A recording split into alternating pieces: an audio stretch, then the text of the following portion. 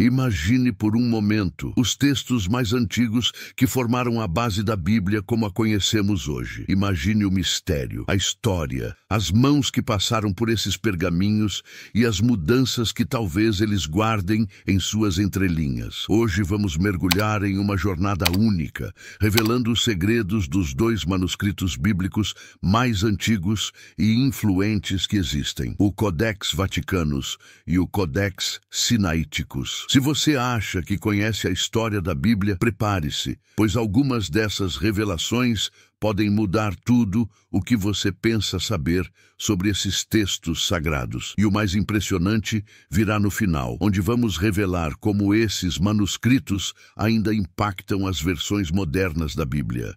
Antes de começarmos essa exploração profunda, inscreva-se no canal Além Bíblia Cortes. Deixe o seu like, comente e compartilhe este vídeo com mais pessoas interessadas em entender as raízes da Bíblia. Garantimos que o que você descobrir aqui irá surpreendê-lo. O Codex Vaticanus e o Codex Sinaiticus são mais que simples manuscritos antigos.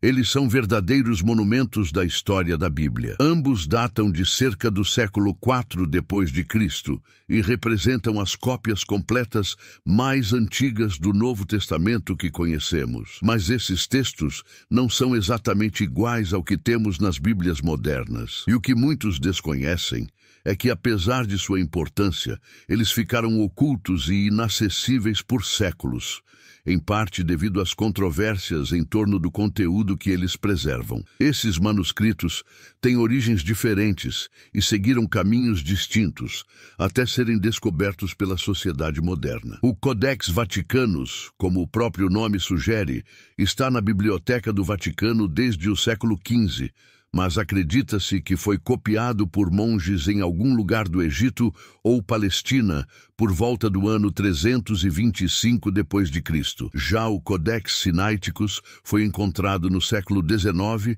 por Constantin von Tischendorf, em um mosteiro isolado na península do Sinai. Esses dois manuscritos, separados por continentes, guardam similaridades que intrigam estudiosos até hoje. Uma das questões centrais que envolve esses manuscritos é o motivo pelo qual eles contêm livros e versículos que não encontramos nas Bíblias modernas. Por exemplo, o Codex Vaticanus omite a passagem conhecida como a Comissão aos Apóstolos, em Marcos capítulo 16, versículos 9 a 20, que é uma das passagens mais importantes e que vemos na maioria das Bíblias hoje. Esta passagem fala da aparição de Jesus ressuscitado e suas instruções finais aos apóstolos. A omissão levanta questões profundas sobre a interpretação e a autenticidade desses textos, levando estudiosos como Bruce Metzger a investigarem se tal omissão era intencional ou fruto de edições posteriores. Metzger, um dos maiores críticos textuais da Bíblia, sugere que o final longo do Evangelho de Marcos foi uma adição posterior, possivelmente para dar um sentido de completude à narrativa da ressurreição. Essas diferenças em relação ao conteúdo que temos hoje não param por aí. O Codex Sinaiticus, por exemplo, inclui o livro de Pastor de Hermas e a Epístola de Barnabé, dois textos que eram lidos e respeitados nas primeiras comunidades cristãs, mas que foram excluídos das versões modernas da Bíblia. A presença desses livros no Codex Sinaiticus sugere que, no século IV, o cânon bíblico ainda não estava fixado e que havia diferentes tradições sobre quais textos deveriam ser considerados sagrados. Elaine Pagels, uma renomada historiadora do cristianismo, aponta que essa diversidade de textos e opiniões dentro do cristianismo primitivo revela uma época de grande pluralidade teológica. Havia uma luta interna na igreja para definir quais ensinamentos deveriam ser seguidos e, consequentemente, quais livros comporiam a Bíblia. Essas omissões e inclusões chamam atenção porque indicam que o processo de canonização da Bíblia foi mais complexo e longo do que muitos imaginam. Além disso, A própria qualidade e estilo das cópias sugerem que esses manuscritos foram feitos por escribas altamente qualificados, com extremo cuidado, mas ainda assim com erros humanos inevitáveis. Estudos de críticos textuais como Bart Ehrman mostram que mesmo em manuscritos tão importantes, há erros e variações que podem impactar a interpretação dos textos. Por exemplo, algumas passagens sobre a divindade de Jesus e sobre a ressurreição possuem variações que lançam luz sobre como essas ideias foram entendidas nos primeiros séculos do cristianismo. Ehrman argumenta que essas diferenças são, na verdade, uma janela para entendermos a evolução da teologia cristã e as tensões dentro da Igreja Antiga. Você já se perguntou por que certas passagens aparecem em algumas versões da Bíblia, mas não em outras? Será que essas mudanças foram feitas intencionalmente para moldar o entendimento da fé cristã? Ou seriam apenas erros inocentes que se acumularam ao longo dos séculos? Essas são questões que intrigam estudiosos até hoje e que fazem do Codex Vaticanus e do Codex Sinaiticus objetos de investigação contínua. Com base neles, surge uma questão ainda maior. Até que ponto podemos ter certeza de que os textos bíblicos que lemos hoje são fiéis às suas origens? Essas perguntas são essenciais. E ao longo deste vídeo, exploraremos como esses manuscritos moldaram e modificaram o entendimento do cristianismo. Mas antes de seguirmos, queremos ouvir a sua opinião. O que você acha que aconteceu durante o processo de formação do cânon bíblico?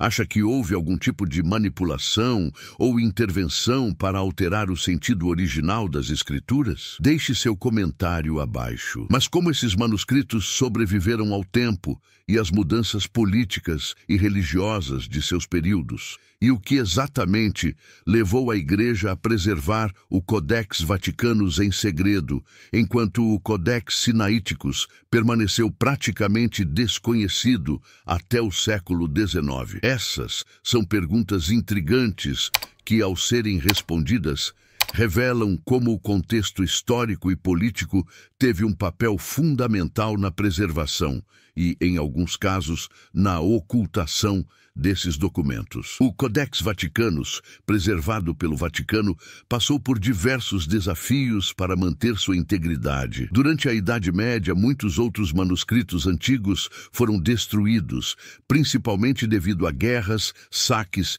e à falta de uma conservação adequada. No entanto, este manuscrito, de alguma forma, foi cuidadosamente mantido e protegido, uma decisão que muitos historiadores acreditam que se deve à percepção de seu valor histórico e espiritual. No entanto, ele não estava acessível a todos. Durante séculos, o acesso ao Codex Vaticanus foi restrito a poucos estudiosos selecionados pelo Vaticano, o que gerou teorias de que a Igreja estaria ocultando partes da Bíblia. Mas por que o Vaticano manteria um texto tão importante fora do alcance público? Essa é uma questão que provoca debates até hoje. Segundo a historiadora Francesca Stavrakopoulos, uma especialista em história bíblica, a preservação e controle de documentos antigos como o Vaticanus são formas de controle sobre o próprio entendimento das Escrituras. Stavrakopoulos argumenta que o acesso restrito a esses textos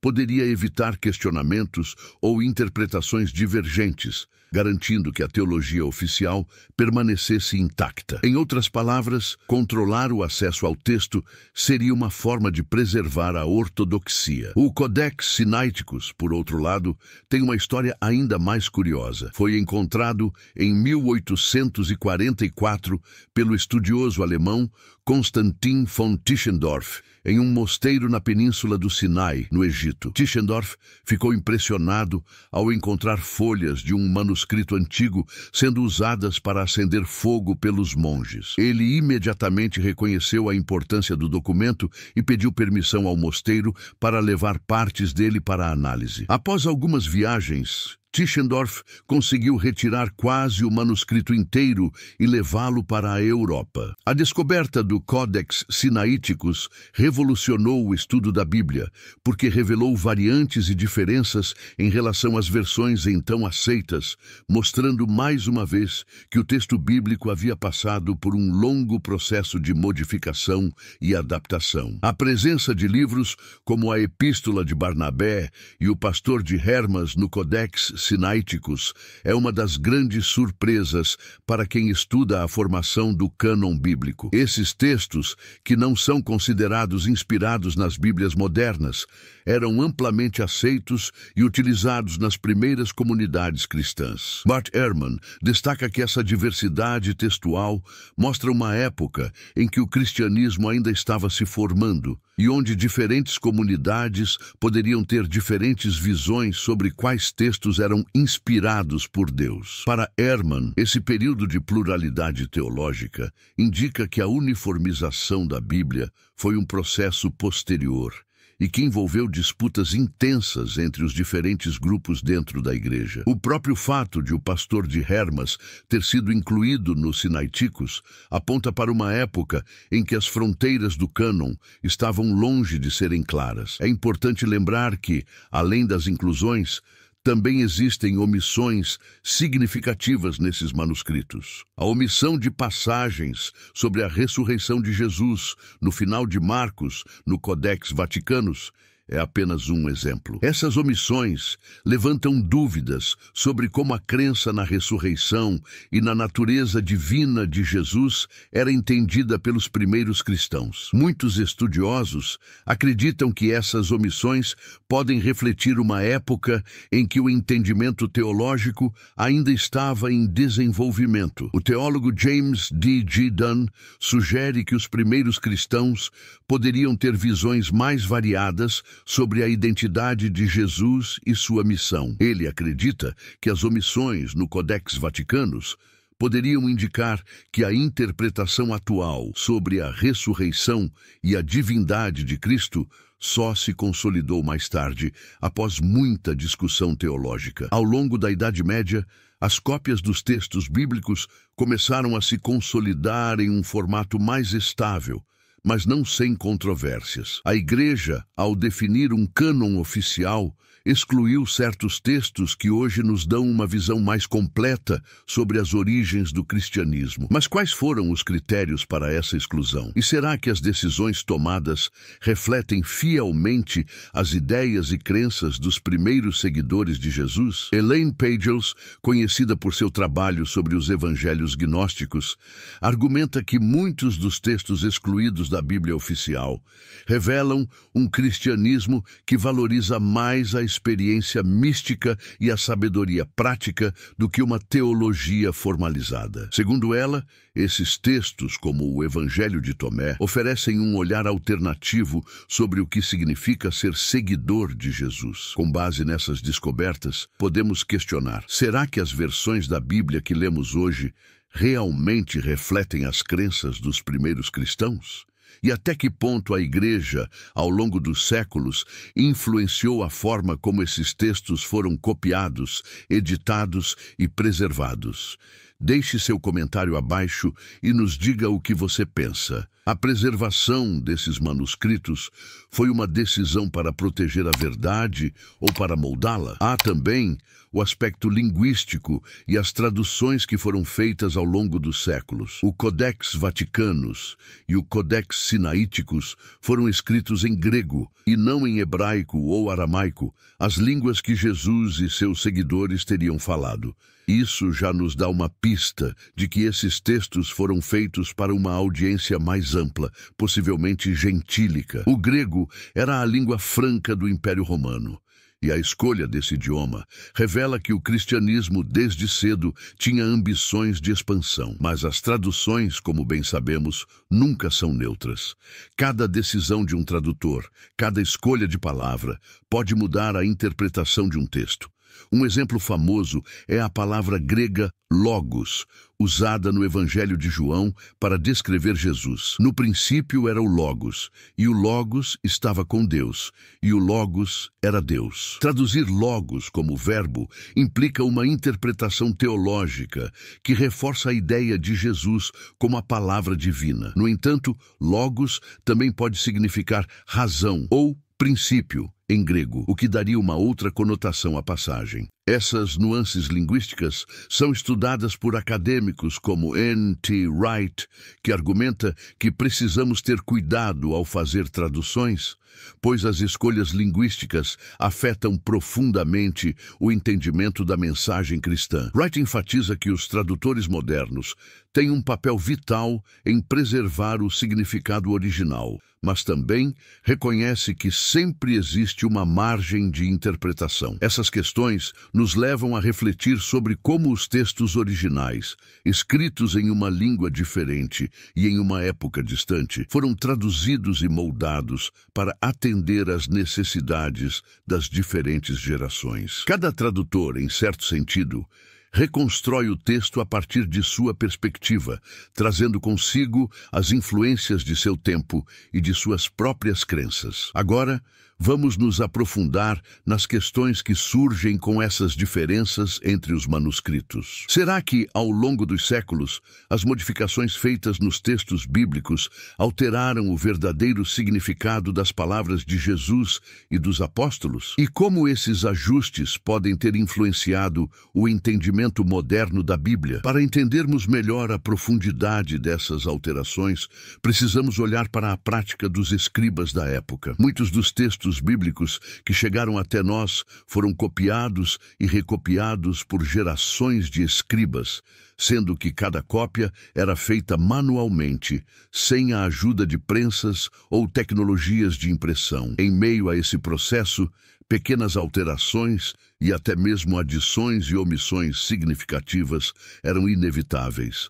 Bart Ehrman, renomado especialista em crítica textual, aponta que esses erros de cópia não eram apenas acidentais. Em muitos casos, os escribas faziam mudanças intencionais para alinhar o texto com suas próprias crenças e interpretações teológicas, o que ele chama de viés teológico. Segundo ele, essa prática sugere que a Bíblia não é um texto estático, mas um documento vivo, que foi moldado pelas mãos daqueles que o copiaram. Para ilustrar esse ponto, pensemos em uma passagem específica do Novo Testamento que é motivo de debate. Em João, capítulo 8, versículos 1 a 11, encontramos a famosa história da mulher adúltera, onde Jesus diz: "Quem não tiver pecado, atire a primeira pedra." Essa história é tão marcante que muitos a consideram um dos pilares da mensagem de perdão de Jesus. No entanto, tanto o Codex Vaticanus quanto o Codex Sinaiticus não incluem essa passagem. Ela só aparece em manuscritos posteriores, o que leva estudiosos a acreditarem que pode ter sido uma adição feita por escribas. A ausência dessa história nos manuscritos mais antigos sugere que talvez ela não fizesse parte do texto original, mas tenha sido adicionada posteriormente para reforçar o conceito de misericórdia. Isso levanta uma questão perturbadora. Será que algumas das passagens mais queridas da Bíblia foram inseridas posteriormente para reforçar certas ideias teológicas? Para além das alterações de escribas, também devemos considerar o impacto das traduções. Nos primeiros séculos, o Novo Testamento foi traduzido do grego para o latim, o siríaco e outras línguas, o que inevitavelmente introduziu diferenças no texto. A famosa Vulgata, tradução feita por São Jerônimo no século IV, foi a primeira tradução oficial da Bíblia para o latim e teve uma influência profunda no cristianismo ocidental. Porém, ao fazer essa tradução, Jerônimo tomou certas liberdades, introduzindo interpretações próprias e deixando de fora algumas passagens que ele considerava duvidosas ou pouco claras. De fato, estudos mostram que até mesmo pequenos erros de tradução podem ter um impacto profundo na interpretação teológica de um texto. Um exemplo interessante é a palavra metanoia no grego, que é frequentemente traduzida como arrependimento no Novo Testamento. No entanto, metanoia pode ter um sentido mais amplo, que se aproxima de uma mudança de mente ou uma transformação interior. A escolha de traduzir como arrependimento cria uma interpretação mais penitencial, sugerindo uma necessidade de remorso, ao passo que a expressão mudança de mente sugere uma compreensão mais positiva e transformadora da mensagem de Jesus. Esses pequenos detalhes mostram como o trabalho dos tradutores influencia a forma como a Bíblia é lida e interpretada. Raymond A. Brown, um dos principais especialistas em estudos bíblicos, observa que a tradução e a interpretação da Bíblia não podem ser totalmente separadas. Cada tradução é, em certo grau, uma interpretação, pois envolve escolhas que afetam o sentido final. É fascinante observar que, apesar dessas questões, o Codex Vaticanus e o Codex Sinaíticus são, de certa forma, semelhantes. Isso leva muitos estudiosos a acreditarem que ambos podem ter sido copiados de um texto ainda mais antigo, chamado pelos especialistas de texto alexandrino. Este texto é considerado pelos críticos textuais como uma das formas mais puras do Novo Testamento e teria circulado principalmente na região do Egito. No entanto, mesmo dentro do texto alexandrino, existem variantes que sugerem que os primeiros cristãos ainda estavam debatendo e modificando a mensagem que queriam transmitir. Essas divergências, por menores que pareçam, revelam uma profunda verdade sobre a Bíblia. Ela não surgiu pronta nem imutável. Ao contrário, ela passou por um processo dinâmico e complexo de evolução, onde diferentes comunidades cristãs inseriram suas próprias interpretações e corrigiram trechos conforme suas crenças e necessidades. A questão que fica é: até que ponto essas mudanças afetam o entendimento das palavras de Jesus e dos apóstolos? E mais, como podemos ter certeza de que as interpretações modernas estão próximas da mensagem original? Isso nos leva a pensar também sobre o papel da tradição oral e como ela influenciou os primeiros textos escritos. Nos primeiros séculos, grande parte do ensino de Jesus e dos apóstolos era transmitida oralmente. Só décadas após a crucificação de Jesus é que os evangelhos começaram a ser escritos.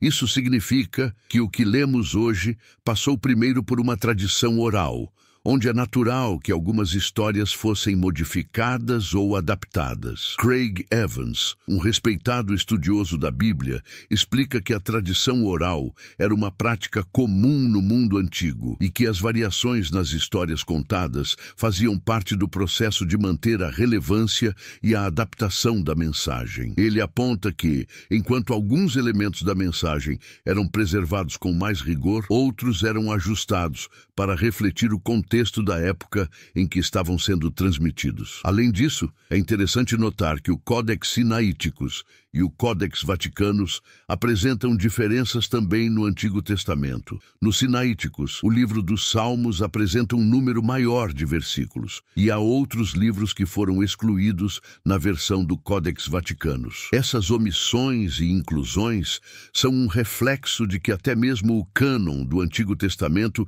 não era unanimemente aceito entre os primeiros cristãos. De fato, havia debates sobre quais livros deveriam ser considerados inspirados. Filon de Alexandria, um filósofo judeu do primeiro século, menciona textos que faziam parte da prática religiosa dos judeus, mas que não foram incluídos na versão do Antigo Testamento usada hoje pela maioria dos cristãos. Essa incerteza sobre quais textos eram sagrados levanta outra questão intrigante. Até que ponto as escolhas feitas nos primeiros séculos do cristianismo moldaram a fé atual? Será que outros textos, que hoje são considerados apócrifos, poderiam oferecer uma visão diferente sobre o que significa ser cristão? Elaine Pagels, estudiosa dos evangelhos gnósticos, sugere que o cristianismo primitivo era muito mais plural e que, ao longo dos séculos, houve um esforço para unificar e padronizar padronizar as doutrinas e práticas. Para Pagels, essa padronização é, ao mesmo tempo, uma bênção e uma perda, pois nos oferece uma fé coesa, mas ao custo de sacrificar a diversidade que existia nas primeiras comunidades cristãs. Olhando para todas essas mudanças e adaptações, somos convidados a refletir. Será que a Bíblia é, então, um reflexo das crenças dos primeiros seguidores de Jesus? Ou se tornou algo que evoluiu para atender às necessidades teológicas de diferentes épocas? E o que perdemos ou ganhamos com essas adaptações? Agora que analisamos as diferenças e semelhanças entre o Codex Vaticanus e o Codex Sinaiticus, bem como o impacto das traduções e das tradições orais, resta-nos explorar uma questão crucial. Qual é o significado de preservar esses manuscritos antigos para a fé e o entendimento moderno da Bíblia? Será que esses documentos realmente nos aproximam da mensagem original de Jesus e dos apóstolos?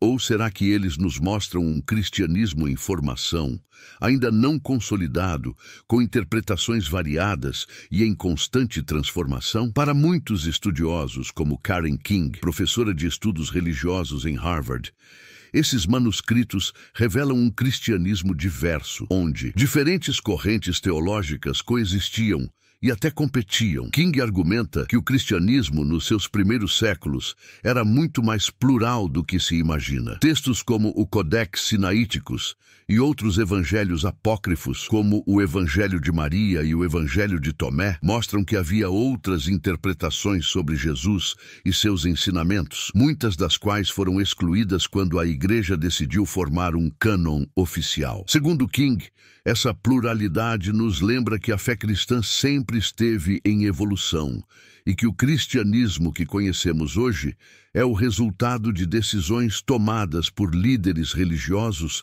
para estabelecer uma doutrina unificada. Essa pluralidade inicial, entretanto, levantou problemas para a Igreja, que buscava consolidar sua influência e autoridade. Durante os primeiros concílios ecumênicos, como o Concílio de Nicéia, no ano 325, líderes religiosos se reuniram para definir pontos fundamentais da fé cristã e para excluir interpretações que consideravam heréticas. Decisões como essas moldaram profundamente o cristianismo e levaram à exclusão de livros e ideias que eram amplamente aceitos por certas comunidades cristãs. O teólogo John Dominic Crossan ressalta que, ao padronizar o que era considerado ortodoxo, a Igreja não apenas estabeleceu uma doutrina, mas também impôs uma visão de mundo que persistiria por séculos. Ele acredita que entender essa construção é essencial para qualquer um que queira compreender a Bíblia de forma crítica e histórica. Outro ponto fascinante é que o Codex Sinaiticus, ao incluir textos como o Pastor de Hermas e a Epístola de Barnabé, demonstra que os primeiros cristãos tinham uma visão mais ampla do que significava ser inspirado. Esses livros, embora tenham sido eventualmente excluídos do cânon, nos oferecem uma visão alternativa da espiritualidade cristã, com ênfase em ética e no crescimento pessoal. Hermas, por exemplo, explora temas como arrependimento e a preparação para o fim dos tempos, oferecendo conselhos práticos para a vida cristã. Embora excluído da Bíblia moderna, ele era lido e respeitado como um guia espiritual nas primeiras comunidades. Podemos nos perguntar, se esses textos tivessem sido incluídos na Bíblia atual, será que nossa visão do cristianismo seria diferente? Talvez tivéssemos uma ênfase maior na prática ética e na preparação espiritual, temas que com o tempo deram lugar a doutrinas mais rígidas e dogmáticas. Esses textos perdidos, como sugere Bart Ehrman, são janelas para uma outra forma de viver a fé, uma que era mais focada na prática diária do que na adesão a dogmas. Para Ehrman, o cristianismo original poderia ter sido mais fluido, adaptando-se às necessidades de cada comunidade e contexto. Além disso, a preservação desses manuscritos traz à tona a importância de compreender a Bíblia como um documento histórico-cultural, não apenas espiritual. A Bíblia foi influenciada por diversas culturas, crenças e tradições ao longo de seu desenvolvimento. Desde o pensamento grego até o judaísmo do Segundo Templo, a Bíblia é um mosaico de influências e ideias. O Codex Sinaiticus e o Codex Vaticanus são provas concretas dessa interseção cultural. Eles nos mostram um cristianismo que dialoga com o mundo ao seu redor, que incorpora e adapta elementos de diferentes tradições. Isso nos leva a questionar: será que a Bíblia deve ser interpretada apenas de forma literal, ou devemos buscar um entendimento mais profundo que leve em consideração seu contexto histórico e cultural? Hoje, com o avanço da tecnologia, esses manuscritos estão disponíveis online, acessíveis a qualquer um que queira estudá-los. Esse acesso público é um marco importante, pois nos permite ler e comparar as versões mais antigas da Bíblia, algo que era impensável em séculos passados. A digitalização do Codex Sinaiticus, por exemplo, trouxe à tona variantes textuais que haviam sido esquecidas e que podem modificar a forma como entendemos algumas passagens. Esse acesso democratizado desafia as interpretações tradicionais e permite que qualquer um explore a riqueza e complexidade dos textos bíblicos. No entanto, ao mesmo tempo que esses textos oferecem uma perspectiva mais próxima do cristianismo primitivo, eles também nos lembram de que nunca teremos acesso total ao passado. Mesmo com o Codex Vaticanus e o Codex Sinaiticus, ainda há lacunas. Existem livros mencionados na Bíblia que estão perdidos, como o livro das Guerras do Senhor e o livro de Jasher, mencionados em Números, capítulo 21, versículo 14, e Josué, capítulo 10, versículo 13. Esses livros perdidos nos lembram que a Bíblia que temos hoje é apenas uma parte da história. James Charlesworth, especialista em textos bíblicos e apócrifos, sugere que esses livros ausentes poderiam fornecer uma visão mais ampla das crenças e práticas dos antigos israelitas e das primeiras comunidades cristãs. Para muitos, a Bíblia é a palavra imutável de Deus, mas o estudo dos manuscritos antigos nos mostra que esse texto sagrado passou por uma longa trajetória de transformações. Isso significa que a essência da mensagem divina foi alterada? Ou será que a mensagem é tão poderosa que resiste a qualquer mudança, transcendendo os ajustes humanos? Essa é uma questão que provoca reflexão e debate. Por fim, a preservação e o estudo desses manuscritos antigos nos oferecem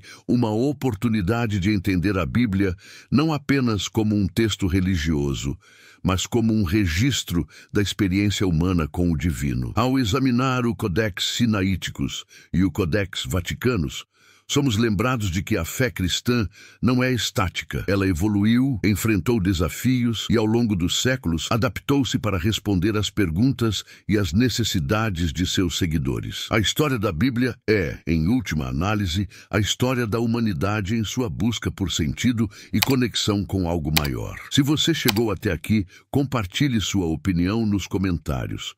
Você acredita que a preservação desses manuscritos antigos pode transformar nossa compreensão da fé e da história? Acha que esses documentos reforçam a autenticidade da Bíblia ou levantam ainda mais questões? Deixe seu comentário e compartilhe suas reflexões conosco. E, antes de encerrar, não se esqueça de se inscrever no canal, deixar seu like e compartilhar este vídeo. Acesse nossos outros conteúdos para continuar explorando mistérios e descobertas da história bíblica. Agradecemos por sua companhia nesta jornada pelo passado e pelo conhecimento. Até o próximo vídeo.